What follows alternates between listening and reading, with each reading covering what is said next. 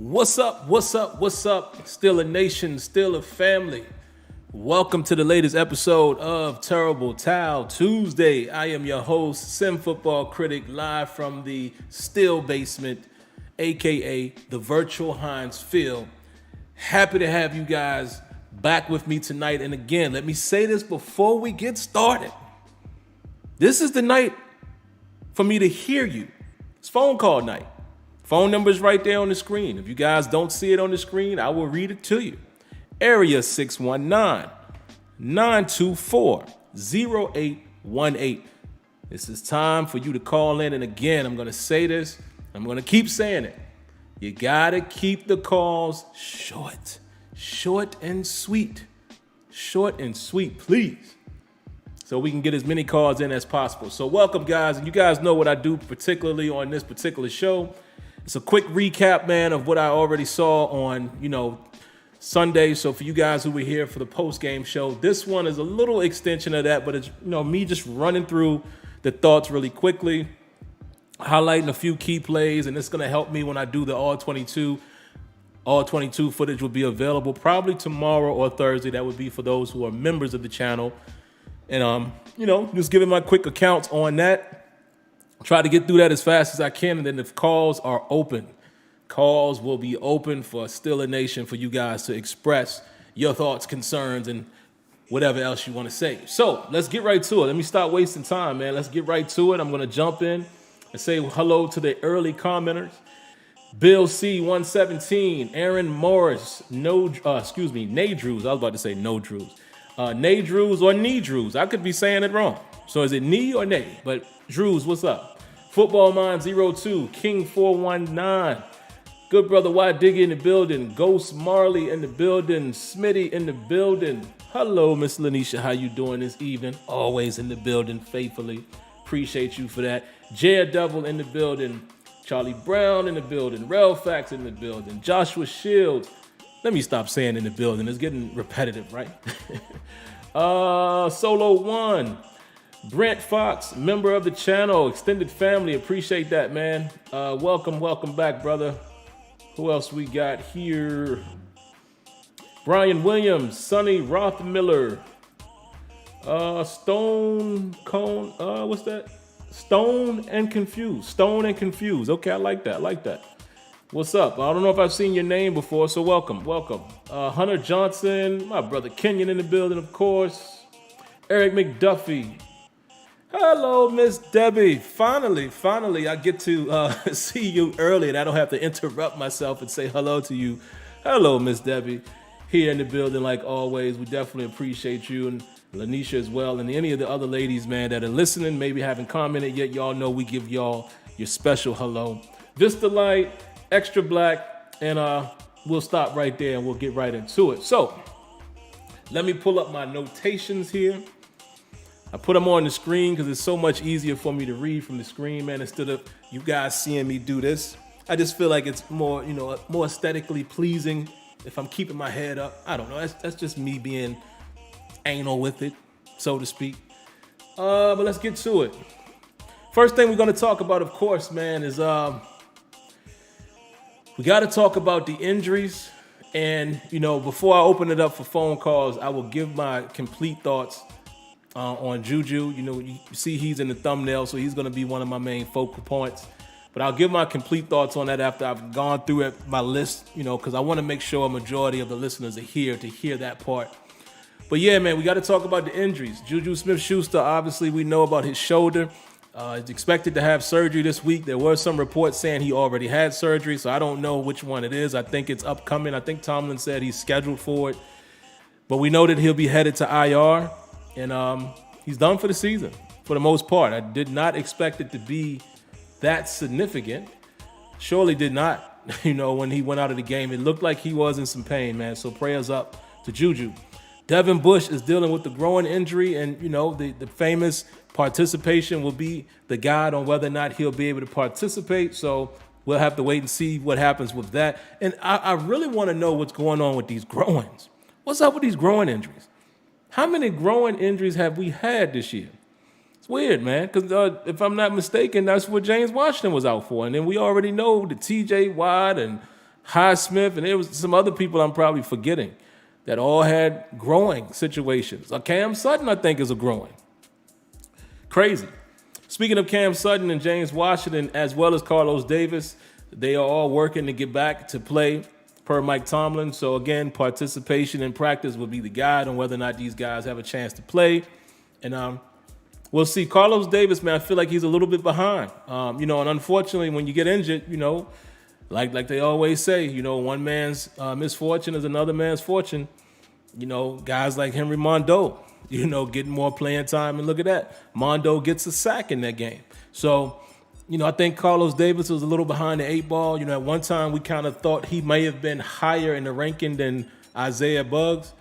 But at this point, you've been out. So he's going to be behind in the pecking order. Then as well, Anthony McFarland and Zach Banner, Tomlin said that we're continuing to work, with those guys to see if they can get back. They have the 21-day opportunity to get back, and we'll see what happens with them. I think I heard that Tuitt showed up for practice on Friday, I think, but again, no real official word on where he is right now. So again, I wouldn't expect to see a Stephon Tuitt this week. You never know.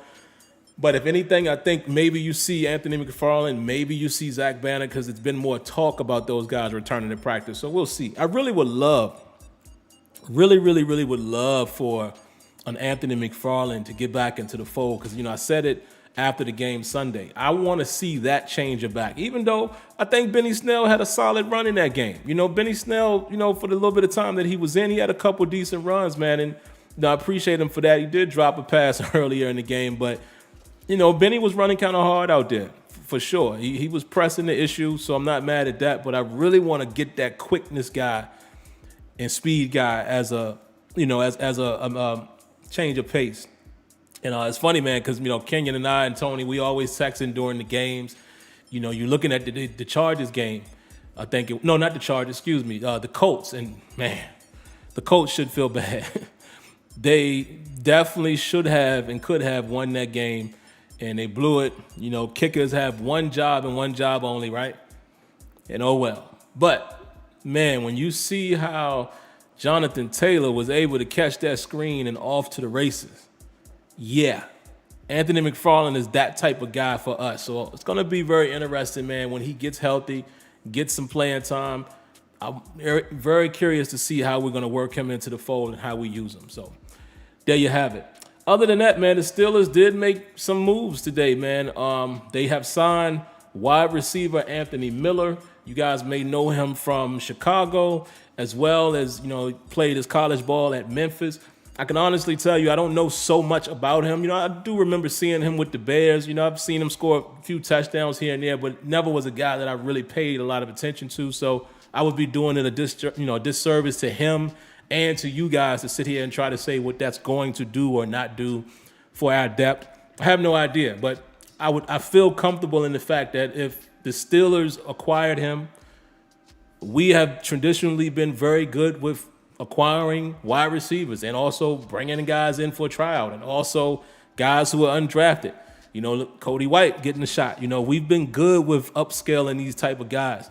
So I'm confident that if they felt like Anthony Miller was the best out there and, best fit for the team, because, if you heard Tomlin today, he said it's not always about the best skill set. A lot of times when they acquire certain guys, it's about the best person they are, or the best fit for the team all around. So I'm going to trust them on that.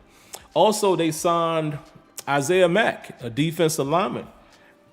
I don't really know much about him either. So maybe some of you guys can shed some light on that. So it did make me raise an eyebrow or two, though, when we signed a D lineman. That's interesting. It's very interesting because it makes me wonder, does that give us a peek behind the curtain in terms of where we think Stephon Tuitt is, or Carlos Davis, or, what I mean? Like, who is the piece why did we sign a defensive lineman?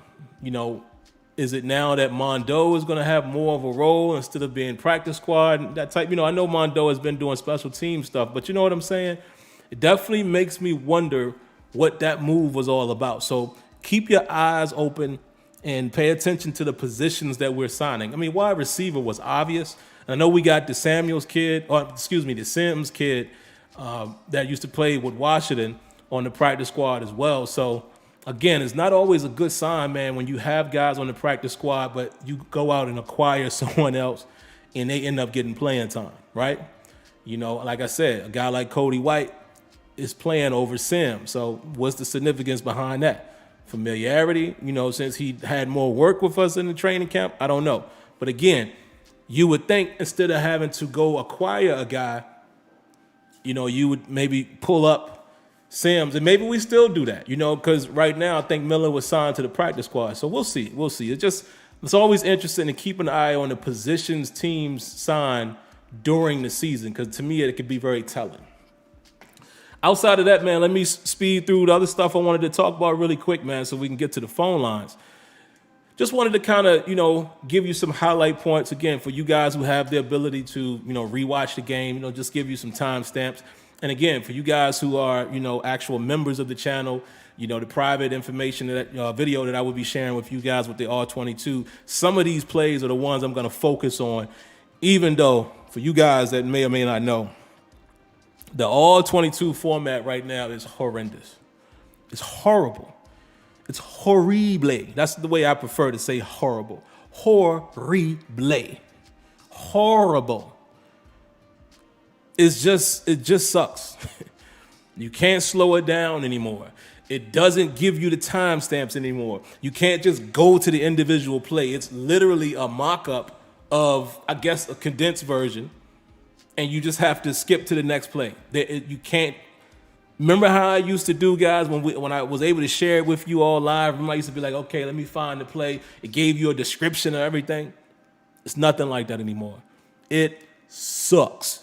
And if you think I feel that way, and it's just my opinion, ask those in here in the chat that are members of the channel who watched it, because I saw that last one got a few views. So, you know, to ask people like Y Diggy or Brett Fox or Debbie and Odessa and others who, you know, I know I'm forgetting someone, I apologize, but y'all saw it and you see how terrible that format is. So I apologize for that. I wish I could deliver it to you in a cleaner format, but I can't. So again, what I'm doing here is kind of giving you guys certain timestamps. And again, these are the plays that we'll be able to take a closer look at on the All-22. So first quarter, timestamp rather, 13 minutes and 36 seconds. Ben is able to find Claypool on an out route. Very tight throw, and it had to be on the money. And that was that one you guys remember, you know, Steelers were going, if you're looking at your TV, they were going this way.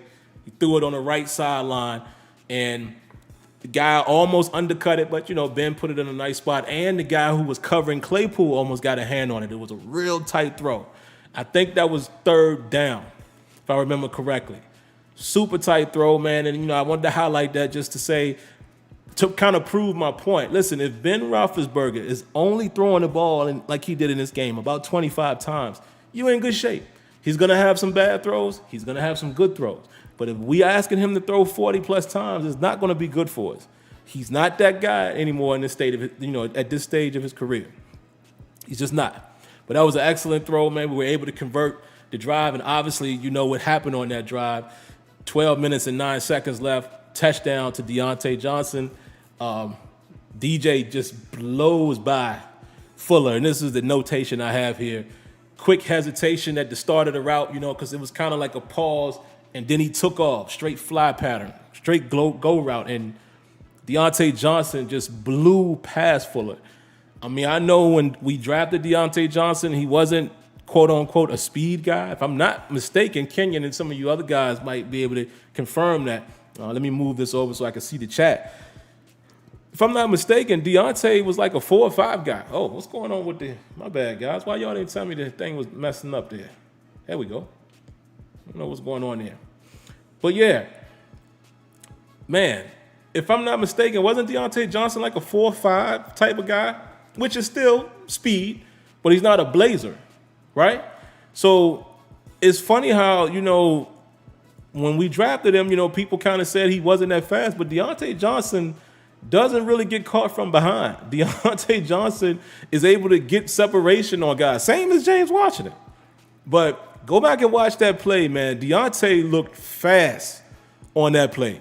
He blew past Fuller and got the inside position, and then where Ben placed the ball, he kind of faded back out to catch it. Dog, 4-5. Okay, Kenyon got it right there. Appreciate it, Kenyon.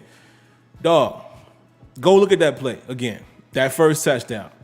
Boy showed some nice burst to get open. Just flew past Fuller, so that was great. 8 minutes and 12 seconds mark, first quarter. Ben Roethlisberger pumps, and it gets batted down. This was that pump fake. Ball went up. Could have been a huge play. Could have been a huge play, and I highlighted this. And remember, for you all who will see the All-22, we're going to look at this one. This is what I notated. McLeod ran a hitch, and it pulled down Surtain, and Ebron was wide open behind the defense. Beautiful design, because it was kind of like Ebron kind of ran almost like a slot fade type of route, right?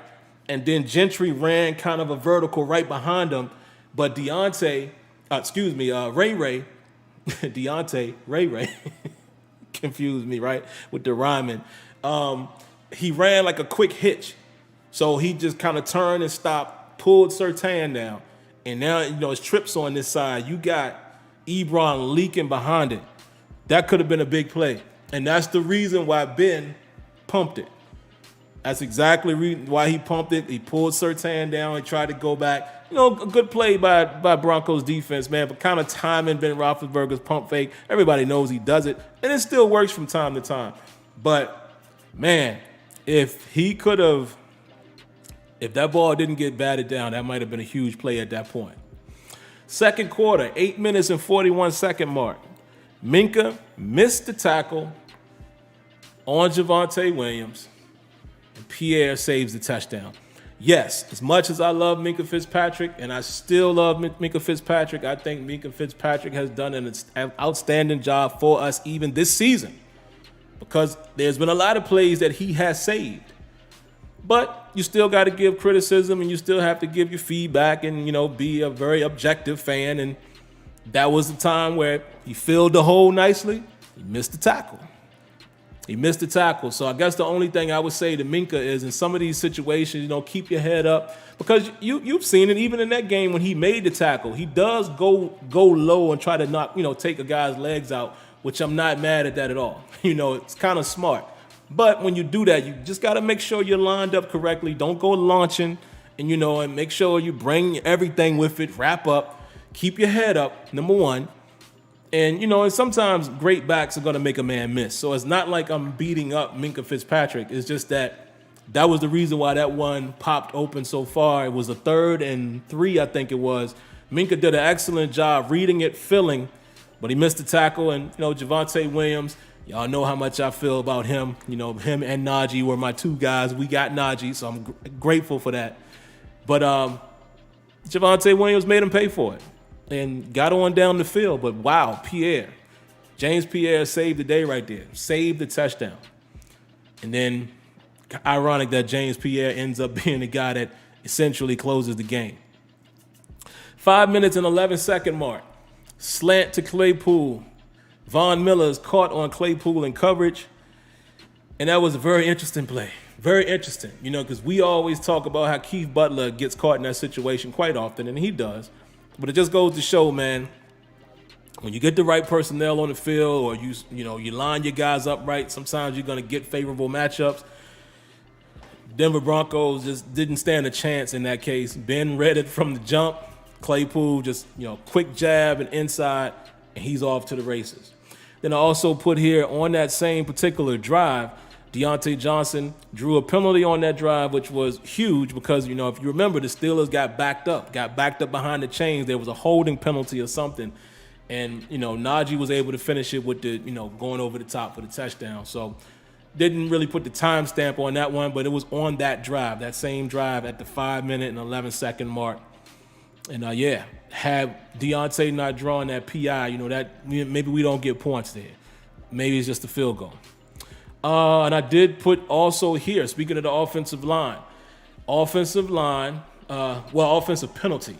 The offensive penalty killed our drive at the 1 minute and 31 second starting point. left in the half. We had an opportunity there, and if I remember correctly, we had 2 timeouts, and we got a penalty, and that just derailed the entire possibility of us going down the field and getting more points. Najee had a nice run on that drive as well, but like I said, once the penalty happened, the Steelers kind of conceded and just said, all right, we'll just go into the half with the lead, but that was killer. That's one thing we're going to have to clean up. I think the offensive line played very well in this game, but we got to limit those penalties. We got to play a cleaner game. Third quarter, 9-minute and 16-second mark. Najee breaks off a big run, and I wrote here one of the best overall runs of the game.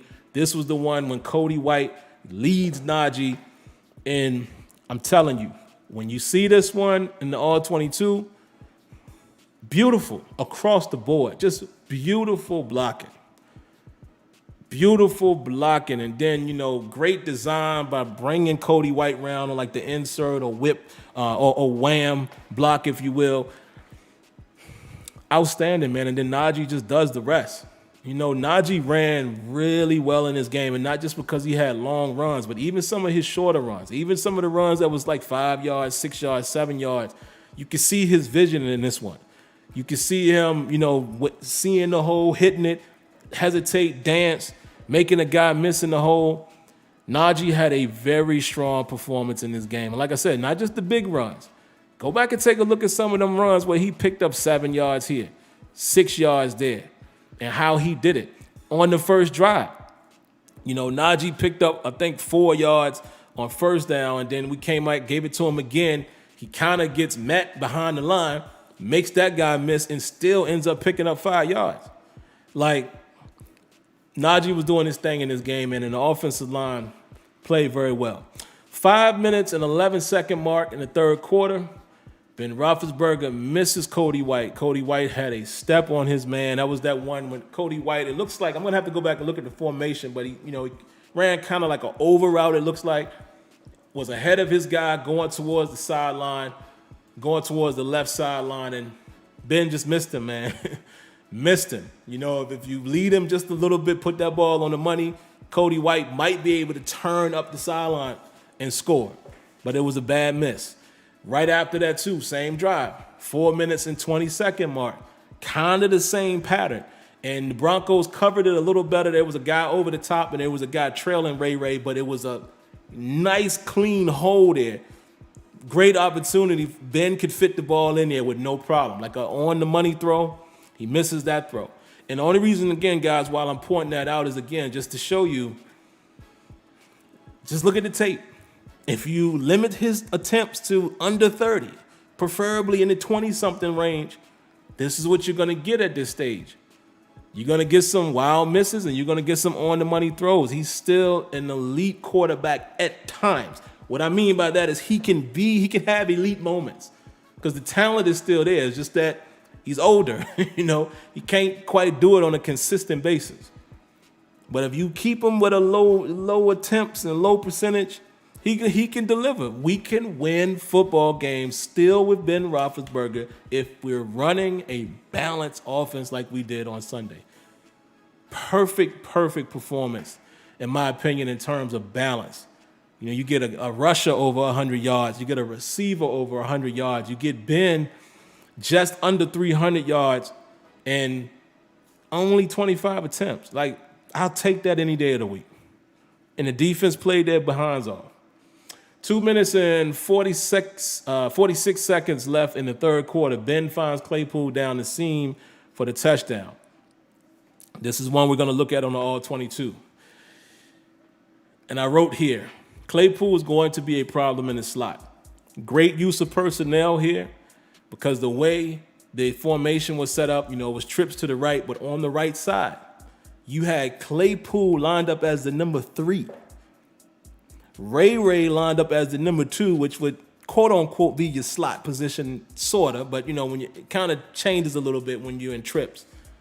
But you got Claypool as the number 3, and for those of you that don't know how you count receivers, when you have trips, you count from the outside in. So the outside receiver is the number 1, your number 2, and the number 3. Number 3. Claypool's the number 3, closest to the line. Ray McLeod, and then Deontay Johnson as the number 1. And that's already a little dangerous, right, for a defense because you got 2 quick guys on the outside, and then you got this big dude who's fast, big, and strong in the inside. So Claypool runs it straight up the seam. Ben holds the safety for a little bit, looks him off just a bit, and throws it right down the middle. Perfect position where he threw that ball to where he threw him far enough away from Simmons to where Simmons is not going to be able to get a hit and knock the ball out. Excellent execution and excellent design by Matt Canada with that formation. Outstanding. And like I said, man, listen, Claypool is going to be a problem in that slot, especially with JuJu being down. And then the last play that I wrote here, man, is right at the fourth quarter, 15-minute mark of the fourth quarter. The Steelers played bunch very well. I talked about this after the game. It was that play where they had got the Broncos in a 4th and 5. And I always tell you guys, man, I've told you guys here on the show, when you run bunch, it's tough when you run man coverage because it automatically creates natural picks and natural rubs. Like it's hard to play tight against a bunch. And if you do it, you better be passing it off. Like your man kind of turns into passing off. You know what I'm saying? Like depending on if he goes here, then I'm going to take the one who goes there because I'm closer to him and you take this one. It's a lot of communication that has to go on there. And the Steelers played it very well. They wasn't too tight, but they weren't that far back. And I was proud to see that. Worried me during the game because I was like, oh boy, we're not up on them, but we're in that intermediate kind of tight and it's a bunch. I was like, what's going to happen here? Is there going to be a rub or a pick? Steelers covered it very well. Norwood even recognized where Patrick was going, got out to him, made the tackle. But again, Patrick was able to stretch the ball out. Had he not did that, it's a turnover on down. So I wanted to highlight that, and I'll show that as well on the R22. That was an excellent defense by the Steelers. Even though they picked it up, I mean, come on, you got to give the man. He stretched the ball out. It's not like you can say the Steelers gave it up. We played that very well. Read it perfect, tackled the catch. He just happened to stretch the ball out and got it by that much. So, but it was good to see our defense play that situation very well. What I also will say, man, as far as the rest of the fourth quarter and, them coming back and able to score some touchdowns here and there. Pierre gets beat. We all know that one. Pierre's just going to have to find a way, to stay in phase a little bit better. And he definitely did it, in the interception at the end of the game. That was a beautiful coverage, man, by Pierre. Great coverage by being able to read your man, straight man to man, stay in phase, whip your head back around because the route is coming, and you get the interception. Man, what I love about this kid, Pierre, listen. Character is everything. And for people who know me personally, I'm a principles guy. I'm principles, and I'm big on character, and I'm big on energy from people. I love this kid's energy, man, and his character, his demeanor, just how he goes about his business. You heard what he said? Did you guys hear his post game? When he said, I knew they was coming for me. He knew. You know how humble you got to be, or how much in the moment you got to be to know, I got beat. They gonna pick on me. My man said, I knew they was throwing at me. They beat me earlier, and I just knew they was going to come at me. Do you know how cerebral that is as a football player to say, all right, they got me. I know they coming at me, but watch this. I'm going to be ready. And he was ready. And it showed in his technique. I mean, you're supposed to play it like that regardless. Again, situational awareness. They on like the 4 or 5 yard line. The ball got to come out quick. TJ was bearing down on Teddy. So if Teddy got to hold that for one more second, TJ gets him. Half second, right? So you smart enough to stay in phase and whip that head, speed, turn around. Perfect technique. And again, it was already here. It was in his head. He knew it was coming to him. Dog, love this kid, man. I love this kid. I do. Give James Pierre his time to grow, guys. I know some of y'all want to write him off because he's gotten beat a couple times. Listen, everybody gets beat in the NFL. It's not about how often it is. You don't want to get beat often, but it's not about getting beat. It's how do you respond?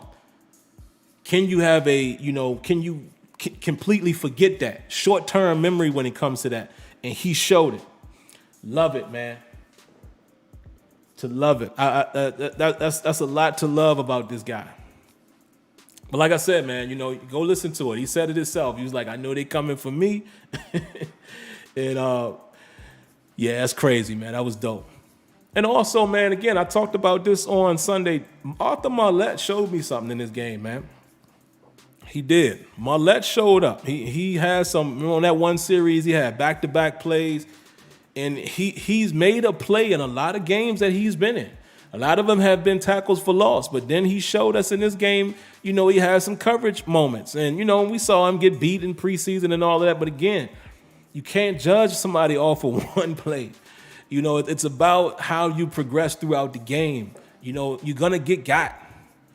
You're going to get got throughout the game, but it is what it is. A couple other quick things I would say here. Again, in the fourth quarter, the Steelers, it seems like when we went into zone coverage, we were getting killed with the corner route. They was killing us with that. So we're just going to have to tighten that up a little bit. If we're going to play zone in certain situations, we're going to have to be ready for the corner route. And, listen, in certain zones anyway, there's always a route that can beat a zone. You can't cover up all the holes, but it's kind of like watching film and recognizing route combinations and things like that can allow you to play a tighter zone to limit some of that stuff. But there's always going to be holes in the zone, man. I also wanted to talk about really quick, Joe Hayden, he's showing his age. That's no disrespect to Joe Hayden, but when you look at the game again and you start looking at some of the catches that he's given up so far this year, he's just older. His age is starting to show. I think he still can help us. Of course, having that veteran out there, and he's going to be savvy in situations, but we definitely need to protect him. I think it showed up a lot more in this game because the Steelers elected to do a lot of blitzing and leaving guys on the island. And it showed up. I don't think Joe Hayden is the guy that we can continue to do that with, again, which is part of the reason why the Steelers, mostly on his side, we don't play tight. We saw some situations where Pierre was playing right up on a guy and Joe was kind of, playing off coverage. And I understand why, even though that's kind of a Steeler philosophy, but I get it. I get it. The only time that I recall us playing tight like that on both sides, we used to do it some all the way back when we had the combination of Ike Taylor, Keenan Lewis, and Cortez Allen. Y'all remember those years? We did it a little bit too with Brian McFadden, but it kind of makes sense. Ike didn't always have the guy opposite him that could be the press guy. So maybe that's kind of traditionally why we don't have both guys play tight. But particularly now, you don't want Joe Hayden to do that too much because, he just can't turn and run at this stage of his career. And it is what it is. Also, I wanted to notate this. And listen, I don't know if these are facts. Let me just give you a disclaimer. I don't know if it's facts. I just saw this. They said Boswell is an 88% kicker in his career. And they said he's third best in the NFL history. That's crazy. Round of applause to Boswell.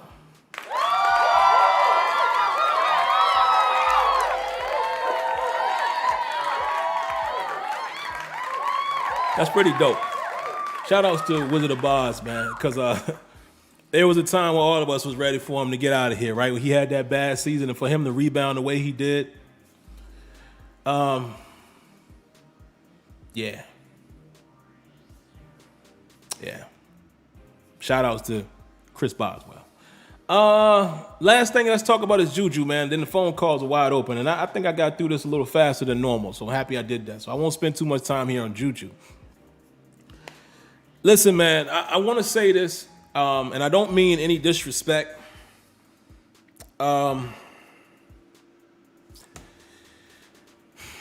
It just kind of gets on my nerves, the slander that JuJu Smith-Schuster seems to get. And it's from Steeler fans also. It's a little disappointing and depressing because it's almost like And I'm going to say this again with all due respect.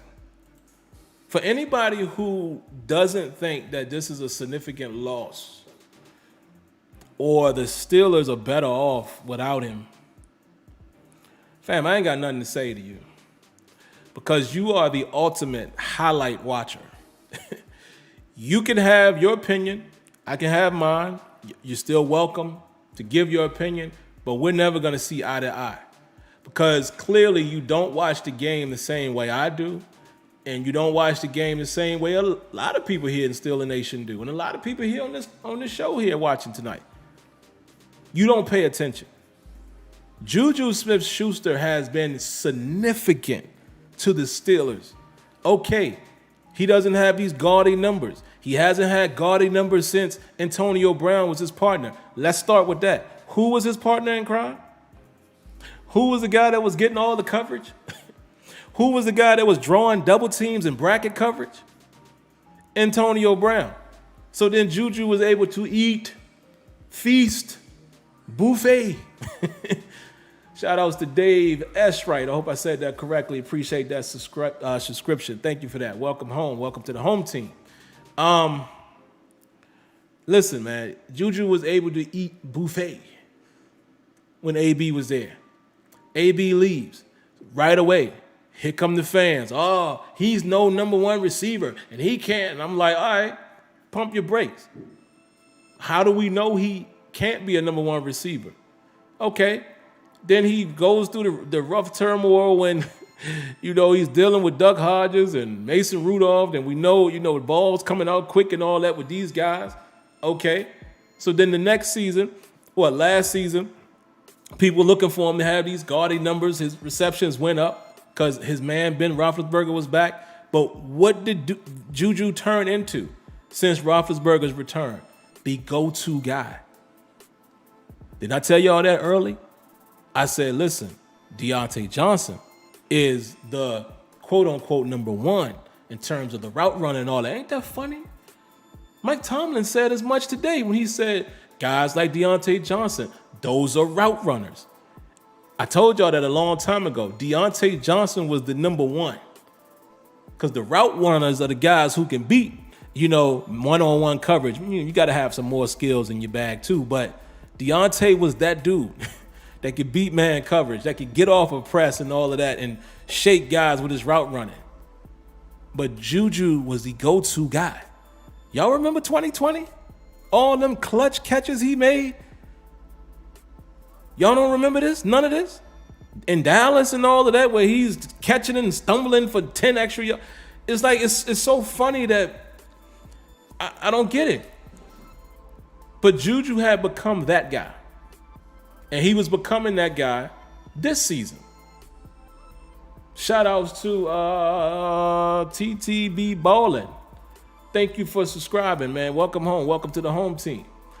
But yeah, come on, man. JuJu has meant more to this team than you guys can imagine. He's the veteran in the receiver group at 24 years old. He's the elder statesman.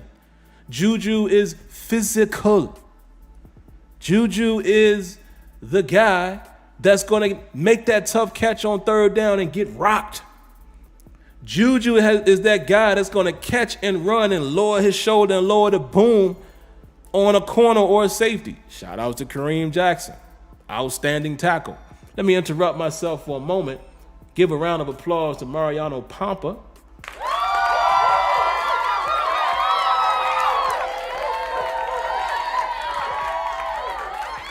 Thank you very much for the donation, man. Let's read your comment, and I'll get back to my little piece there. He says, oh, man, we're going to miss JuJu on third downs. No room for any JuJu slander. The man took a hometown discount and still getting slandered. Shake my head. I just don't get it, man. Everybody talking about I seen people say, man, I hope it's his TikTok shoulder. And that's just crazy.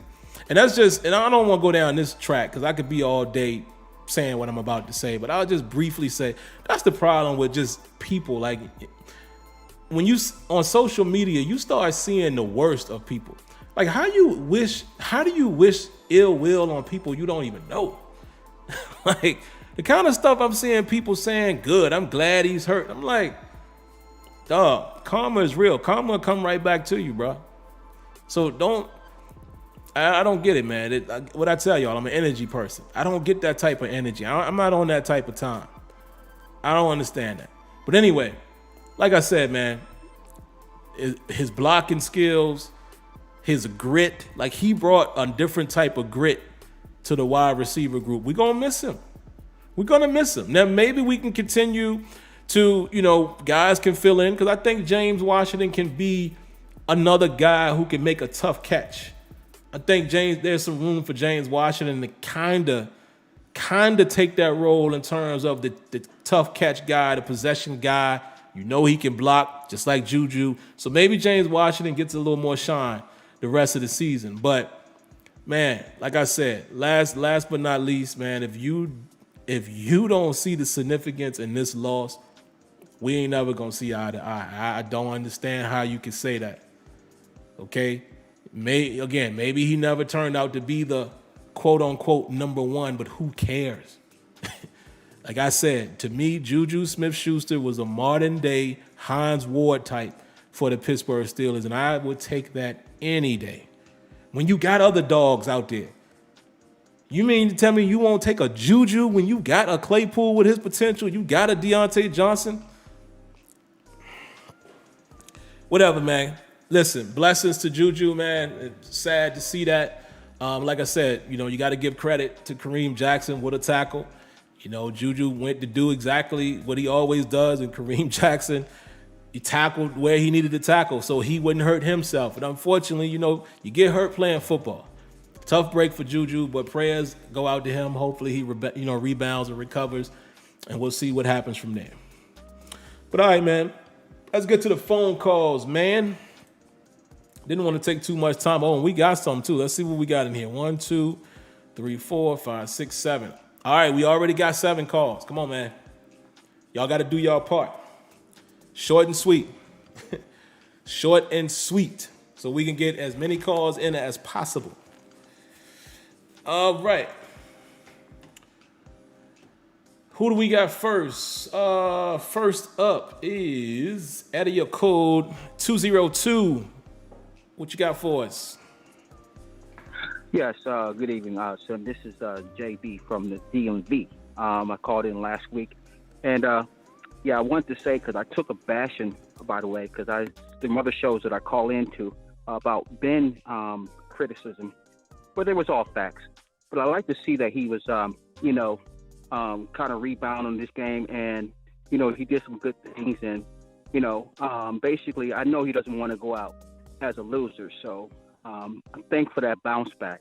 But with the positive points, I want to piggyback off another point. JuJu will be missed because of a lot of factors he brings to the table. And I'm sure you remember Hines Ward. He's been compared blocking skill-wise to Hines Ward. And that's a really good compliment if you really know how Hines Ward play. To be exact, my cousin was drafted by the Cincinnati Bengals. And Hines Ward broke his jaw in his rookie season. So he said, you never look around and not to see Hines Ward. So to be compared to that, I think JuJu will be missed. All right. I hope James Washington can be up to the task to get us over the hump. Look, we're going to be 3-3 after we beat Seattle. That's to be a good state. And I think we can piggyback after this off of the bye because we have Cleveland next. So I'm looking ahead to say things are looking positive, and we can get that positive talk and that positive energy back. And I think Steelers, we will make ourselves look a lot more better in this upcoming, final weeks. That's all I have to go. Man, thanks for the call. I appreciate that. And if I remember correctly, what was the kid's name, man? He said it was his cousin. Was it something Rivers, right? Y'all help me out in the chat. The guy, Rivers. Man, it's crazy, like, to be the guy to tell that story. And that ain't no, he shouldn't, and I'm sure he does it. He shouldn't feel no way about that. Listen, it's football, man. He got a bad hit, but that's crazy. So again, I would definitely respect Rivers. He played against the man, and obviously he knows what Hines Ward brought to the table, whereas some people, would say, oh, Hines Ward wasn't this, wasn't that. And that's how they do JuJu. But thanks for the call, man. Appreciate it. Area code 803. That is our good buddy, Mr. Winningham. How you doing tonight, sir? Hey, good evening. Good evening. Didn't get to see the game. Saw a lot of stats. Saw a lot of things from the highlights that I like. And like you mentioned before, the formula of Big Ben, 20 to 25 passes. Have to give credit to the offensive line because they gave Najee Harris room to roam. And I know I was glad to see that. I hope that we get my man McFarland back so that Najee won't have situations where he's cramping up so much. The man is playing 96% before Sunday, 96% of snaps. That's a lot of high usage. So we need somebody like a McFarland who can we depend on.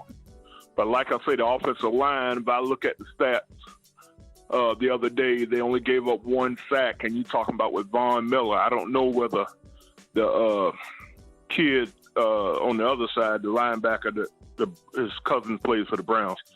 I don't know whether he played Sunday, but only giving up 1 sack to that Denver defense was a great job. I hope that we continue to try to work the ball up the middle. I'm encouraged that we are using tight ends a little bit more like we should. We got 3 huge tight ends, and even seen Zach Gentry getting some activity, so that's a good thing. As far as JuJu, he is the Hines Ward of this generation.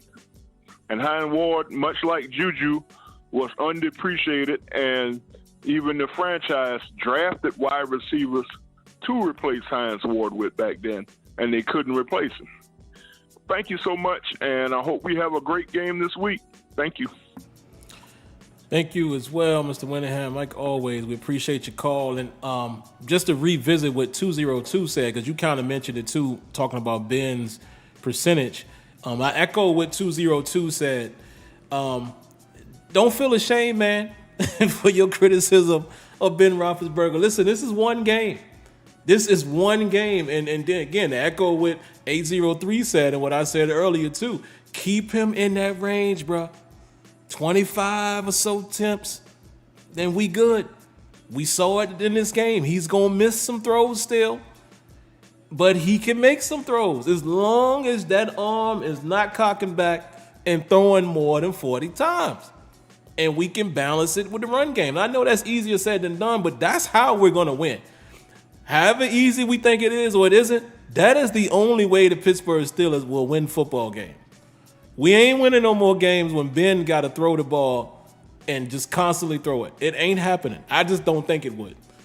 So we're going to have to find a way to have these types of games as often as we can. But thank you both for the call, man. Let's get on to the next one. And we're doing pretty good with time, guys. So everybody stick to that format, in and out. Next up, 937. What you got for us? Hey, what's happening, bro? This is Marlon from Dayton. Hey, man, I just want to say, big shout out to the offense for doing what they had to do. You know what I'm saying? It was a great win. The defense did what they had to do, except for I feel like Keith Butler, he tends to kind of get, play scared when we get a lead, man. And he did it too early in this game, and it almost cost us. You know what I'm saying? That keeping it in front of you, don't break mentality is going to probably come up to end up biting us in the butt, man, here, pretty soon. You know what I'm saying? And that needs to stop. But, I do feel that JuJu will be missed because he's a leader. You know what I'm saying? But I also feel that these young guys are going to rally behind that and go out and play for him. You know what I'm saying? And I also believe that we can win if Ben throws it 30 or 40 times if the line is protecting him. We have the weapons to make it happen. You know what I'm saying? So, all that humble, Steeler football, that's old stuff, man. We need to get with the times, run up the scoreboard. We got the talent to do it, and that's what we need to be doing. That offensive line hold up to do it. Peace.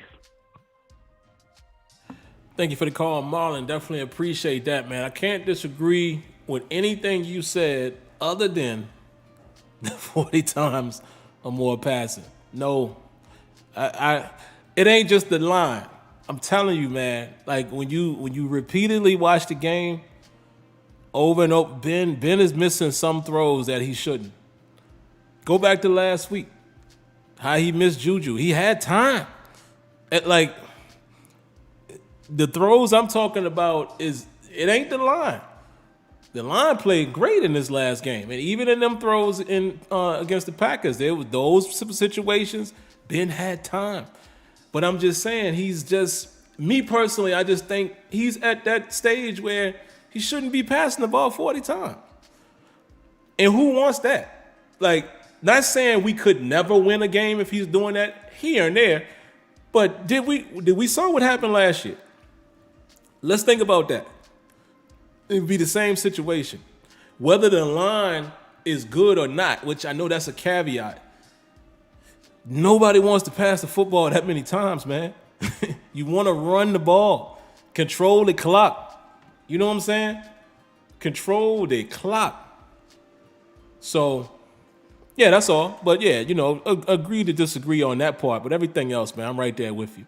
Next up, area code 412. What you got for us?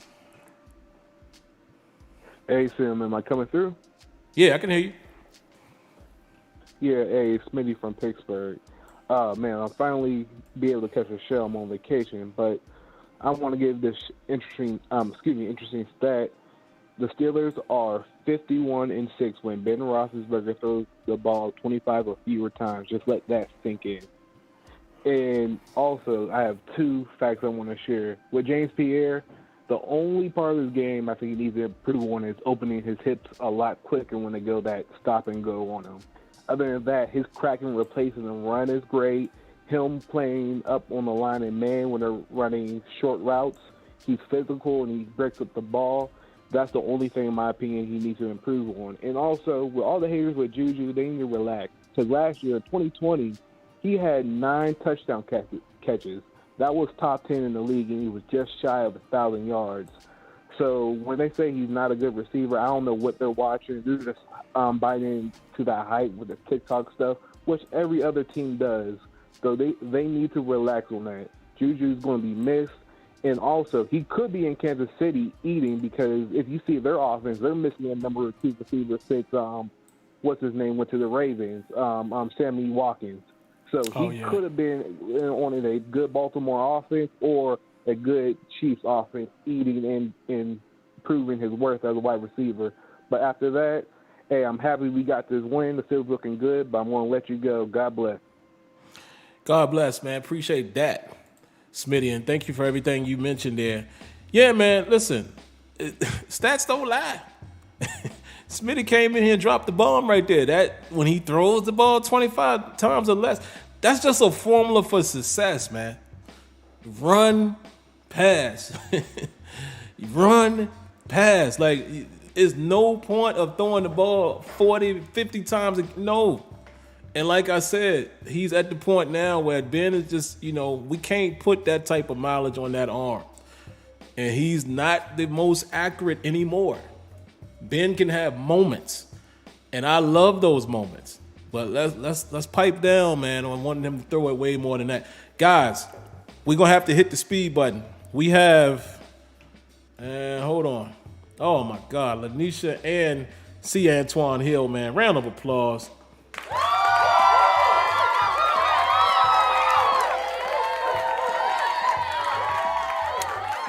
Love y'all so much, man. Appreciate it. Thank you for becoming extended family members to the channel.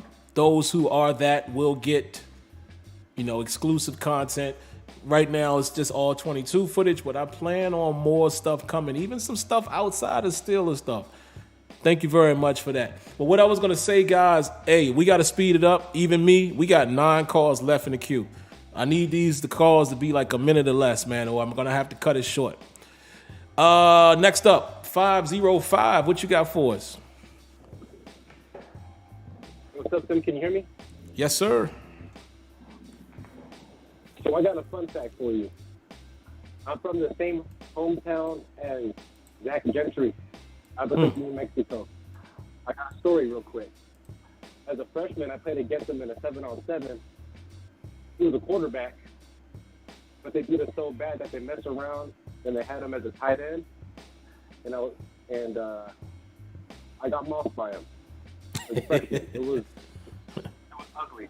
It was real ugly. But I hope that I feel bad for JuJu Schuster. He took a hometown discount just to be with us, and for us fans to just say that it's like a TikTok thing is just so insulting. Anyway, that's all I got. Thank you. Man, thank you. Appreciate you sharing that story. That's always great to hear those old football war stories, man. How cool is it, to have played against guys who are in the NFL, and that's funny. But listen, don't feel bad. I mean, listen, I don't know how tall you are, but that kid is what, 6 something? Like, what is he? 6'8", 6'7", something crazy like that, right? Hey, man, don't feel bad by being mossed by a guy like that, but appreciate the call. And yeah, man, I just don't get the slander from JuJu, man. And like you said, it is insulting, to think that TikTok is keeping this guy from producing. And like Smitty said, people forget what he did last year. That is crazy. Next up is in 973. I haven't figured out how this happens, but sometimes some of you guys, your number shows a question mark beside it. Can you tell me what you may have done for that to happen? But it's your turn. So 973, what you got for us? Okay, you can hear me? Yeah, I can hear you. Okay, I just want to make a couple points. I want to ask your opinion. Well, since I love JuJu, JuJu's a good kid. People don't realize he's still a kid. Okay. Well, since Pittsburgh goes by the standard is the standard, next man up. Okay. So my thing to ask you is, when JuJu went down, we put Claypool in the slot. Mm-hmm. I think Claypool is a beast in the slot. Use two tight end sets, run the ball, but we need somebody to go with Najee Harris. I'm not really feeling Balaj or Benny Snell. I hope Anthony McFarland be the thunder and lightning that we can get. And I'm gonna start calling like Kenya and them. They call guys they number. I'm calling 34 for now on. He's 34 to me. And you have a good night, bro. I just wanted to ask your opinion on that. Have a good night, brother. No problem. Appreciate the call. And I don't know if you heard me earlier, but let me know, did you do anything different when you called? Because like I said, sometimes you guys call and it puts this little question mark by your name and it takes you up higher in the queue. I don't know what that is, but if somebody can tell me what they might be doing, and we can figure out what that means. But yeah, thanks for the call. Number 34, man. Y'all, why y'all doing Edmonds like that, man? Edmonds is playing how he needs to play for us. We know he's not a playmaker, but the dude be making tackles and stuff, man. He's not a bum. I think I can still call him Edmonds. Next up, area code 651. What you got for us? Hey, what's up with you, Sam? What's going on, man? Not much, man. I'm gonna try to make it quick for you. I think one of the things people don't mention is the type of D-line this offensive line has had to face the first 4 or 5 games. These were some top guys, man. Nobody talked about it. It's just all that trash. And I'm like, but do you see who they're playing against? Yeah. Include the Denver game, and they came out and they showed something. So I think we're on the way. We just got to keep working. And I'm like you with the numbers of pass from Ben. We've always been successful when he kept it around 25. But think back to that Denver Broncos team that won the Super Bowl with Peyton, and Peyton was way worse than Ben. But he had the brains to get through the game, make that pass that we need when we need it. We're gonna play good defense. We'll run the ball well, and then when we need you, put it right where we need it at. So, and I think we can, once we get to that level and realize Ben can't throw it 40 times, we'll be okay. Also, with JuJu, bruh, he reminds me so much of Jericho Cottrell, just always where he's supposed to be. He always made that clutch catch. He didn't get many of them, but when they threw it there, he was there. So we got to put some more respect on his name. And the last thing is, I know you watched the All-22, but did you see that move, that footwork that Najee put on that guy in the third quarter around about 5 minutes? Oh man. My God. Oh, my God. That was just filthy, man. I couldn't believe it. And then he just exploded for about 6 or 7 yards after that. So that's all I got, man. I'm going to give people their time. So thanks. Man, thank you. Yeah, Najee, dog. Najee, that dude, man. That's all I'm gonna say. And I'm gonna show y'all members, y'all will see it. I've just peeked over here in the chat. Yeah, I think so too. I think Edmonds is having a good year. But again, we are all different. We all see things differently. So I'm not gonna knock 973. But yeah, I don't see where Edmonds has been bad. You know, he's once we established that he wasn't a playmaker, then I'm just judging him off of what else he does. And that's it. All right, guys, we got 6 more in the queue. Let's get through them, man. Quick. Hold on, let me make sure my count is right. 6 more calls. We gotta get through them. Area code 202. What you got for us? Hi. This Sunday was kind of a mixed bag day for me. I'm happy, of course, the Steelers win, but I'm a soccer guy, and I was really angry that the U.S. men's soccer team lost the World Cup qualifier against Panama. So that kind of brings a downer to me, but at least the Steelers won. So basically, to make things short, I agree with all of your comments so far on the show regarding the Steelers-Broncos game and JuJu and everything else. My question and comments will be about the offensive line. Of course, we see the improvement of the running game. My question is about the technical side of things. How much of an improvement in terms of the technical side, in terms of leverage and all that stuff? You know football more than me. I'm just a new. After watching the All-22, how much of an improvement has the offensive line have done since week 1? And my other question is retaining one Kendrick Green. Despite the improvement of the rushing game, I see a lot of people still commenting of how Kendrick Green has lost a lot of his on the trenches battles, not having much leverage. Do you see any improvement in his play since week 1? And what is the ceiling for this offensive line in this season? Man, thanks for the call, and I'll try to answer it the best I can. I say try only because I haven't watched the All-22 for the Broncos game yet because I won't get it until tomorrow. The NFL, it's weird, man. Last year, I would have it by now. So I haven't watched this game, but I did see some improvement from all of the guys, but I promise by next week I'll be able to share that because by that time I would have seen how they played in this game, and I'm going to focus strictly on them to see, what they're doing differently. Some of the things that I kind of noticed is just rewatching the game, with the game film, the TV view. Let's talk Kendrick Green first. I'll try to be quick, man, so I can get everybody else's calls in. Kendrick Green, where he struggles still some is with power.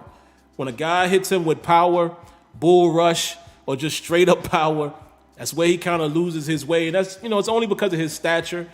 I think where he can improve, and it looked like he did some in this game, is he can learn how to anchor down a little more. Not much he can do about his stature.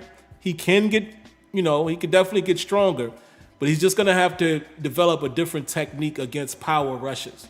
Another thing that I see with Kendrick Green at times, I love the way he finishes plays, but he does seem to kind of wander off sometimes during the play, like he loses his guy. He doesn't keep his hands on his guy as long as others. And I think stuff like that will come in time. He's playing in the NFL now. He's a little undersized. He'll find his way. And I think the sky is the limit in terms of the ceiling. I don't know if let me say this. I don't know if I can see yet if this team can be a great offensive line. I think that's fair. I think I see where they could be a nice offensive line, but I don't know if I can see greatness yet out of these guys. I got to see some more, but I definitely think they can. I think they can play like they played Sunday. Not great, but solid. I see that out of everybody. I think Dan Moore has a lot of potential. Kevin Dotson has a lot of potential. Trey Turner is going to be what he is. He's a veteran. But we'll see. I'm still a little leery on the right tackle. However, Chooks played well. He did. He played well, even against Von Miller. Chooks is starting to make me somewhat of a believer. We'll see. But thanks for the call, man. And I'll try to get you more concrete on that next week by the time I have actually seen that All-22. So thanks. All right, next up, area code 718. What you got for us? Yeah, what's up, Sim? It's Jack Bauer from the chat. Yes, I sir. just want to piggyback on the JuJu situation. JuJu's a good kid. He's 24 years old. Kid's tough. We can have A-B problems or a deeper receiver. He's none of that. It's just TikTok. That's the worst you can say about him. And the question, him being the number one receiver, I don't think we know that yet. First year, A.B. was gone. He was hurt. He had a hamstring injury people forget about. And he had Duck Hodges and Mason Rudolph throwing to him. Yeah. Second year, he comes back. We didn't run any type of plays to get him downfield last year. And he still had 97 receptions and led the league in third down receptions.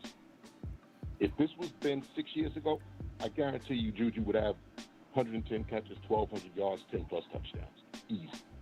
He still had 9 last year. And we should have eternal love for JuJu after he knocked Burfict out his rookie season. And Burfict has never been the same since. He's done now. But that's all I got, brother. Keep up the good work, man. Man, appreciate the call. Yeah, definitely, Jack, man. Appreciate the call, brother. Yeah, man, listen, y'all got to get off JuJu back. That's all I'm going to say. I don't have to keep saying it, but if you know, you know. Shouldn't be no real slander about that kid, man. I'm just saying. Area code 334, what you got for us?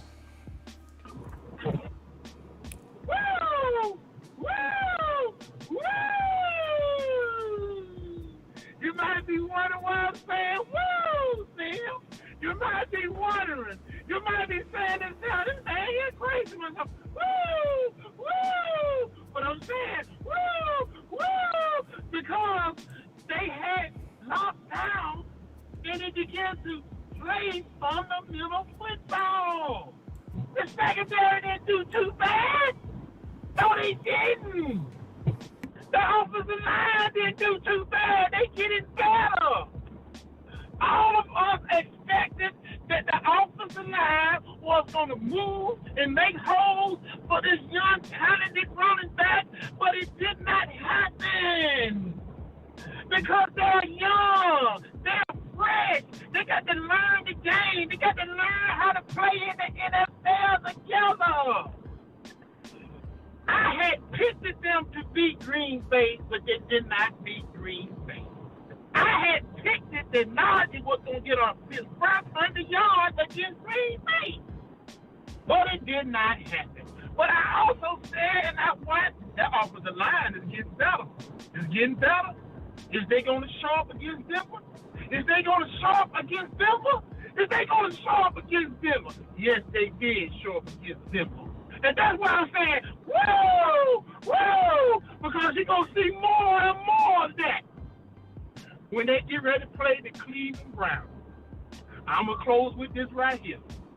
Oh, y'all don't look too bad out there, like you said. Let's keep him down to passing the ball 25 times and running that rock. We're going to be all right. But the offensive line is getting better, and when they started getting better, you're going to be starting seeing the great old yellow get out there and chunk that thing all over the field. So, I am happy that they are turning this game around. And another thing, did you check out Shazier in the post-game warm-up? He was getting them ready. I thought Shazier was going to put his helmet on and get out there and play. I miss that, man. I miss him. I really do. And that's all I have to say. Woo! Woo! Man, 334, thanks for the call, man. We definitely appreciate Ric Flair chiming in. Oh, Kenyon, you're right. He do kind of sound like DC Curry, too. That's hilarious, man. 334, you always give us a good time, man. Oh, Yella, I love that reference. Yeah, they're getting better, man. The O-line played really, really well. There's nothing much I can say about that. You know, even the one sack they gave up, you know, my man, Dan Moore blocked him perfect. You know, you're supposed to block the guy out. And, you know, Ben rolled out. And unfortunately, he blocked him out until where, you know, he could run into Ben. But they played great. Appreciate the call, man. Let me keep it moving. We have, I think, 3 more calls. This 202-255, I think you may have already called. And if you did, I'm not gonna pick it up again, only because I'm pressed for time. But let me know if you had already called or not. But right now, next up is 330. What you got for us? Sam, real quick. I don't even know why you waste your time, man, trying to convince these people about JuJu Smith-Schuster. Pretty much those fans that ain't never played football before, and they listen to everything that the media tell them. Anybody with eyes can see how good this dude was. Just like yesterday, I made a post when I put up the breaking news that he was out for a season. You know, I had people commenting, and I had a 49er friend, dude I know. He said that's good because he trash anyway. And I told him, okay, I'll put up his highlight film and I'll tag you in it. And you show me any receiver y'all done had since T.O. that's got better highlights than him. And he didn't have nothing else to say. And oh yeah, just to tell you, remember I called you about a week or so ago and told you how I called in 93 to fan Pittsburgh. Oh yeah. And told him this is about the Aaron Rodgers thing. See, this thing is really taking off, man. And Yeah. I don't know if you watched the Pat McAfee show. Yeah. But you know, AJ Hawk is best friend with Aaron Rodgers. And, you know, they were asking him about him coming to Pittsburgh. And he started smiling and was like, I'm going to just say this. You just never know. I'm going to just leave it at that. Then Jay Glazer today, he broke the story that I guess he did an interview with Tomlin. And Tomlin said, after Ben, he want to go with a veteran quarterback. Mm-hmm. I saw That's that. out there. So I don't know if you just saw it yet. And yesterday, Aaron Rodgers was on Pat McAfee praising Pittsburgh. And even, come on, man, Colin Cowherd talking about it now. He see what's going on. But yeah, man, I just wanted to call to say that. And this is Milton Buckner, Sam. I don't know if you remember me, man, but I used to cash app you and stuff. You got to put your cash app back on there so I can start back hitting you up. I done kind of slipped. But thanks for taking my call, brother. Man, definitely thank you for calling, and I appreciate that, man. Good to hear from you again. And I definitely remember when you called and said that. Hey, let me tell you something. We're going to give you all the credit if it comes into fruition because you've been early on that one. Cash App information, I believe, is in the description, man. If it's not, you know, I'll put it in there. But yeah, it's in there. It's in there. It's just $ SimFBallCritic. And thank you for that, man. Y'all know how modest I am when it comes to those type of things. So thank you for that. But we'll see. You know, I ain't gonna go crying if Aaron Rodgers end up what? Let me tell y'all something. Aaron Rodgers end up on the Pittsburgh Steelers the way he played right now. I'm demanding the Super Bowl. Anything less is a failure. Because I expect the defense to continue to be up and coming and perform the way they perform. And you have that guy with the weapons that we have and Najee in the backfield. Yeah, okay. Let him come on to Pittsburgh. And y'all know this show gonna be live then. We're gonna have great expectations. Next up, and I believe this might be the last call. I'll check in with 202 after this one, but I think you may be a previous caller. 559, what you got for us? Hi, my name is Nathaniel Waters from Fresno, California. Very quick. I know you probably got this question a lot, but how do you think the Steelers would change sorry, but I stutter a lot, but No, that's fine. Don't worry about that.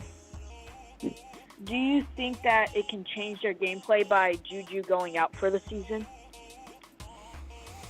As far as the way they approach it?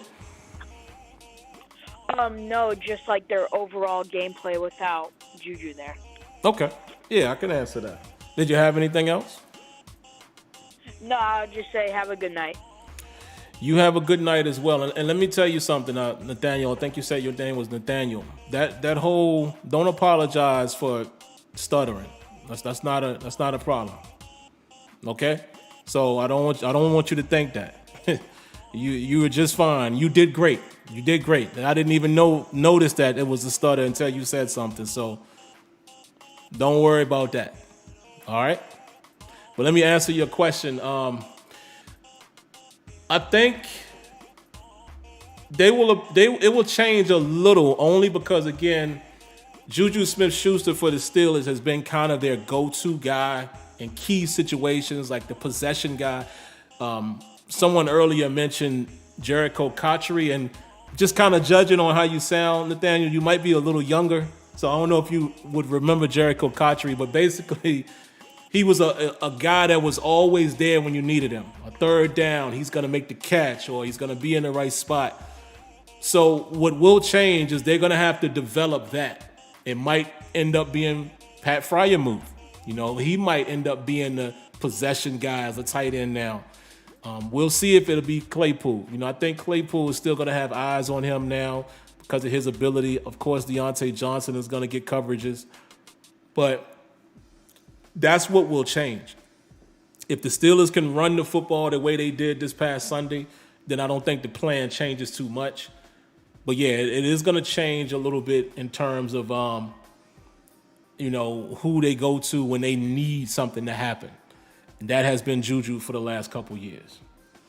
But all right, let me get to this next call. And 202, let me grab you real quick. This will be the last one. What you got for us? Oh, yes, thank you for my call. This is JB from the DFV. We talked last week. What I wanted to point out is that JuJu, he's a really good guy, and he will be missed. And I think the previous caller with the same area code said the same thing. He is valuable in our blocking scheme. So if we're going to run the ball, I don't think none of the receiver corps have the skills of blocking like JuJu. So he will be missed. I don't understand what the hating is about. TikTok, a lot of people have used TikTok, even people older than him. But at the same time, they use that against him. But I'm saying he has the skills that we were looking for as far as being that kind of blocker in the slot. Also, if you do a historical, Ben is the reason why JuJu is still a Steeler today, because he was the one that caused a rift between AB, if you remember.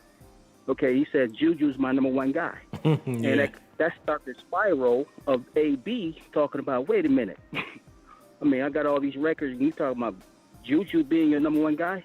So I believe the reason why JuJu is even a Steeler today is because of Ben, right? But I'm not satisfied with the fact that he didn't do a lot of connection with JuJu, because he missed him a lot in a lot of different things. And I say this, if Aaron Rodgers is available next year to, come with the Pittsburgh Steelers, we will be a Super Bowl contender. I can't say that for this year. Absolutely, man. And definitely thank you for your call. And yeah, man, if Aaron Rodgers comes, I could take the headphones off now. That was the last call. Thank you guys for calling, man. We got through a bunch of calls in a relatively decent amount of time. Aaron Rodgers come to the Steelers, we are a Super Bowl contender. No question about that. The only thing that scares me about it is I don't know what it's going to take to get him, because if I'm not mistaken, it's not like his contract is over. So being realistic, how do we get him? And I could be wrong, but if I'm not mistaken, his contract isn't over, right? I think he would still have years on his contract. So we talking a trade, and I know this might be controversial, but in my opinion would be, you ain't trading no number one for Aaron Rodgers. Only because, you got to think about your future. Aaron Rodgers is getting older too. Now, if you think you're going to get 4 years out of him, okay, maybe.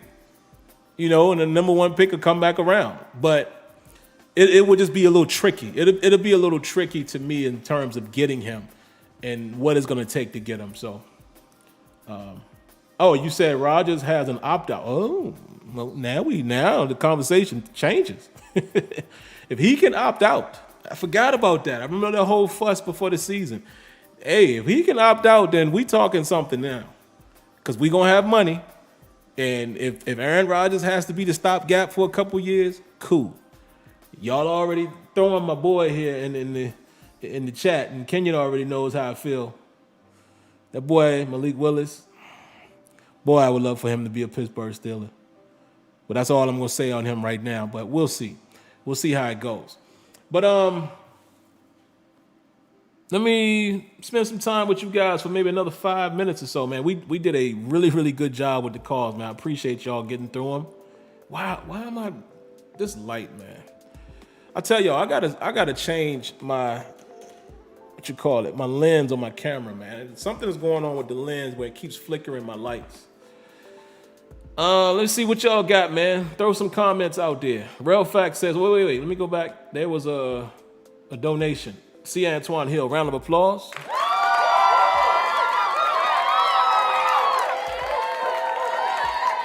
He says, even if we get A-Rod, we still need to draft a quarterback. A-Rod have like 2 or 3 years in the tank. Yeah, that's what I'm saying. He's still getting older, so it's like, that ain't the end all be all. I mean, that takes care of what we need to do for the next couple years, but you still got to think long term. Ernest Grice says, I feel bad for JuJu because he always will be known as the guy after AB. AB was special, not an average wide receiver. Man, say it again. Say it loud. And that's the thing, man. We put lofty goals on this dude. We were comparing him as a number one to AB. Come on, man. And AB still showing he got some wheels, don't he? Y'all saw him Sunday? But yeah, come on. That's just not fair, man. It's just not a fair comparison. Debbie says, I don't want the Steelers to give up anything for Rodgers. Go to the draft and get your guy. Debbie, I'm right there with you. I love Aaron Rodgers. I do. But no. Guys, let me tell y'all something. We are entering the rebuild, the new era of the Steelers. So if I had it my way, let's just get a quarterback. Let's go through whatever rough patch we may or may not go through. I say may not, i.e. Justin Herbert. Man, I was telling Kenyon, I would love for the Steelers to get the guy that is seen like Justin Herbert was seen in that draft class. You know how he was seen as the guy, oh, we're not quite sure. Oh, we don't know if he's the best guy. Oh, I don't know if he's ready. Oh, he had some problems in college. And look at him now. I would love for us to get whoever that guy is in the draft, where he's kind of overlooked. You know what I mean? Like, there's these other guys that everybody think is the guys projected, but then there's this one guy, wait, he's top talent too. Maybe he wasn't projected as high, but look what he's turned out to be. And I'm not saying Justin Herbert in terms of exact play style. I'm just talking about the scenario. I would love for us to find him. And Malik Willis could be in that scenario because the small school is going to play against him. You already know that. That's going to play against him. A lot of these NFL teams are going to say, oh, Liberty didn't play. Great. Keep saying that. Because like I said, I'm not diving into him yet. We'll do that, when maybe in the still table. But the thing is, dog, talent is talent. That kid's talent. That talent will translate. I'm sorry. It will. I'm about to close down, what do you call it? Blog Talk Radio. I see there's one caller, 202 is still there. So if you're hearing this, I'm going to close this down because I'm only going to be on the stream for another 2-3 minutes. So I'm going to just go ahead and shut that down now. And you can listen in, listen through the stream. So let me close that out because I hate when it in you guys' ears when it says 90 seconds remaining. So I'm just close it out so y'all ain't got to hear that. But yeah, that kid Willis, I'm hoping he's that. I'm hoping he's that, the overlooked. And somehow he lands in our lap. Because his talent is just out of this world, dog. Let's see. Why Diggy says, hopefully COVID and the scouting department are doing their due diligence. I think so. They've already taken a look at Sam Howell. And listen, Howell, I'm going to reserve my judgment on a lot of these guys until after this college season is over. But I watched Howell last year. I watched a game or two of him this year. I watched him against my guys, Florida State, this past week. It reminds me a lot of Baker Mayfield. And I don't know if that's good or bad. And again, no disrespect to Baker. I think Baker is playing good football, man. I think Baker has increased his accuracy. He's made some killer throws. But I don't know if I want that prototype of guy. Just my opinion, stature-wise and everything. You know, I want a bigger guy, you know, and a guy that can move. You know, like even Lamar Jackson is bigger than Baker, if I'm not mistaken, as far as height. You know, I don't want us to get caught in and Ben is tall and he gets his ball batted down. But you know what I'm saying? I don't want the tweener type of guy. You know, the 6 foot even or 5'11", and again, you know, a 5'10" man is not a short man. He's just not a tall man. But we're talking about respective sport. So I want a quarterback that's 6+. You know, at 6'1" at least. You know, something like that. And I think Baker is like right at the cusp. But yeah, Howell's the same way. He's kind of that cut from that Baker Mayfield cloth, which, like I said, is not a knock on Baker Mayfield. I just don't know if I want that for the Steelers. Who is this? Leonard Green says, got it wrong with Rudolph, first round pedigree. Listen, man, Rudolph is going to get a shot. I'm going to let y'all know that right now. Regardless of whether the Steelers draft a guy or not, Rudolph will be in the mix. And Rudolph could very well be the starter. I'm just saying, get ready for it. So whether you hate or love him, I'm just saying. Ernest says, did y'all hear the 3 number one? They want 3 number ones for Watson? Come on, man. Now they crazy. Not saying the talent isn't worthy, but who's giving that up and the allegations are still out there? You understand? It just don't. And then y'all ain't even playing him. You know what I'm saying? Like, he's in limbo right now. Ain't nobody gonna trade for it. See, that's some sucker stuff. I'll talk about that some other time, but that's real slick by the Houston Texans. They don't really want them 3-1s. That's a way to stifle him. That's really what they doing. They know ain't nobody giving that up while that man got allegations on the table. Let's be honest. Come on, man. Sippy Boy 302 says, only problem I have with Malik Willis' talk is just that every team is talking about him and we never seem to be in position to get that player. That's true. That's another thing, guys. What if we mess around and, you know what I mean? What if we mess around and get the winning for real? And then there goes that. You know what I'm saying? MW says, it worries me. Yo, Sim, I want Steelers to go to GA Bulldogs and get 99. I think his name is Jordan Davis or someone from that D-line. Yeah, Georgia D-line is sick, ain't it? I probably know who that is because, you know, Kenyon and I both scouted.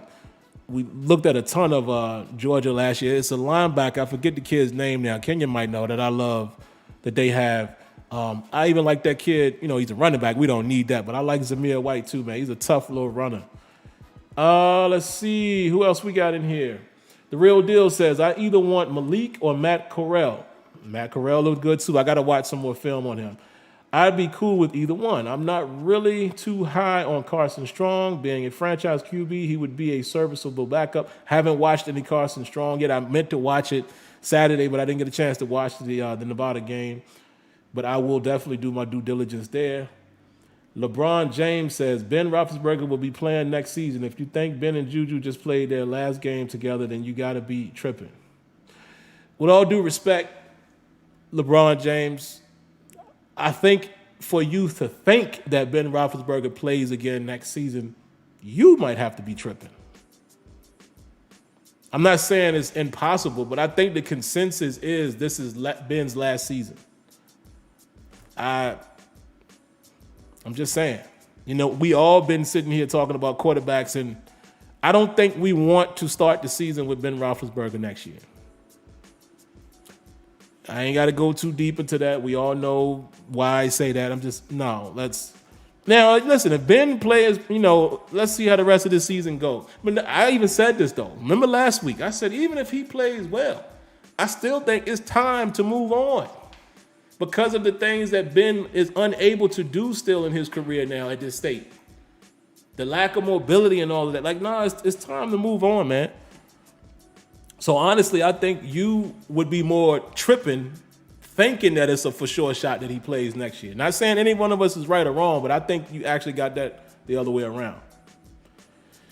He says, we'll see about that. Well, it's not about that. It's not about you being right or me being right. I'm just saying, why don't you ask the people here in the chat?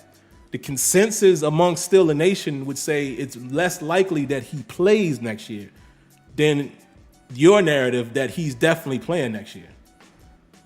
Oh, okay. All right. See, now I'm not even going to talk to you, LeBron. Talk about I hate Big Ben. All right. Later for you. Let's see who else we got. Rajon39 says Mason doesn't have the IT factor to be franchised. Time has passed. You might have a point on that. I think Mason Rudolph is more likely the serviceable guy. Maybe he turns into something, but, don't know. From what I see, I don't know if he's franchise quarterback. I mean, even the great solid game he had against Cleveland last year just showed me that he can play. He's serviceable. He'll take shots down the field, but franchise quarterback doesn't scream out to me.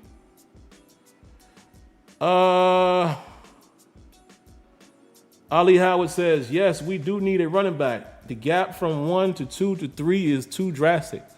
You're right about that. You see a lot of these 2 running back sets now that are like legit dudes. I mean, my goodness, did y'all see the Colts and Ravens game last night? That boy Taylor was toting that rock. Hines was toting that rock. Even, I forget the kid's name now. The other guy, number 25. I can't remember I'm forgetting his name.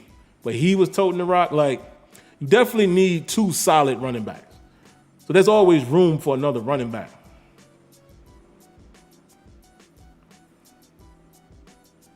What else y'all got?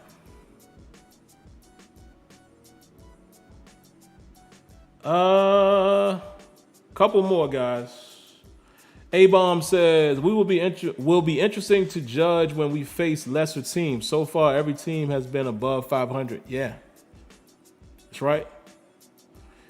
S. Trooper says, Mason is serviceable with a good running game and a solid defense. I fully agree with that.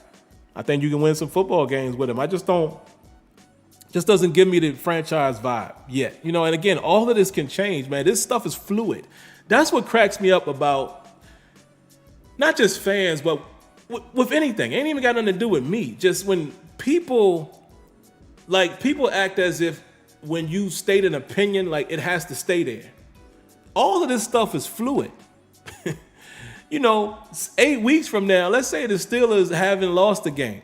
Now we talking, hey, man, you never know, right? But I don't think anybody's saying that today. So it just goes to show, man, I don't dislike really anybody on our team. I root for all of them.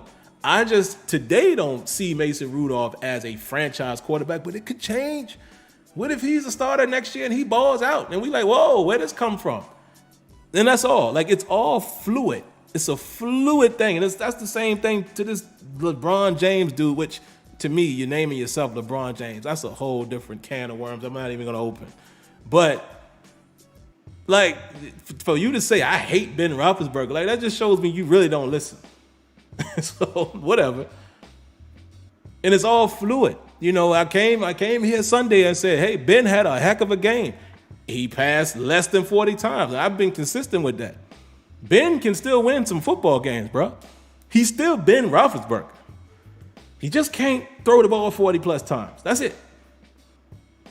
Let's see. Yeah, you caught that right, Kenya? Like, come on, man. Don't make me say it. I won't say it. I'll be cool. Marcus Wheaton. Man, Marcus Wheaton just never turned out to be what I thought he could be. And who knows? Maybe it was because of the other talent we had around him, man. Because, he did have that outstanding game against Seattle. Ben was throwing that rock. Give me another one, man. A couple guys I haven't read yet. Ali says, I hate all stiff QBs, but must admit that Mason looked much improved this year. He did. He looked good, man. Last time we saw him, he did. He did. All right, one more that I haven't read, someone I haven't heard from, and then I'm going to shut us down. How long we been streaming? I can't even see it. Hour and 36 minutes, that's not too bad. One more, guys. Y'all just naming receivers here. This is a quick one, so I'll read one more after this one. But CP April 04, 2009 says, I hope Anthony Miller can contribute to the team. Yeah, I hope so too, man. Maybe, he turns out to be a little something in the tank. All right, here's one last one. Relatively decent one. Football Mind or Two says, wish we could find a way to get Nyheim Hines. He is the Colts' third running back, and he would compliment Najee perfect. Not realistic, but just saying. Yeah, man, all them boys ran. What's the other dude's name? Mack. Is it Marlon Mack? That's it. That's the other guy. Yeah, though all of them cats was running that ball last night, but Jonathan Taylor was getting busy out there. And God, man, I never try to root for other teams to help us out and all of that, but man, I thought the Colts had that one in the bag, and then we would have been one game back pretty much from everybody, with still Cincinnati having, the head-to-head on us. But yeah, the Ravens sitting out there, man, 4-1. They doing what they supposed to do. They've suffered tremendous loss with injuries. And has Le'Veon Bell even played a down? I don't even think this dude has played yet. Like, what a waste. What a waste. Yeah, Marlon Mack, they did say that. He wants a trade. Oh, Brian Shaw, don't even get me started on that. Listen, what I'm gonna say, most people outside of maybe Kenyon won't get it and won't agree, because listen, my ears and my thoughts and things are a little different with me being like having that artistic side, right? Like I was an artist, still an artist. Like, look, I was just making a track before the show. Like, I still make music. I'm not an MC anymore in terms of performing, but I still make music. So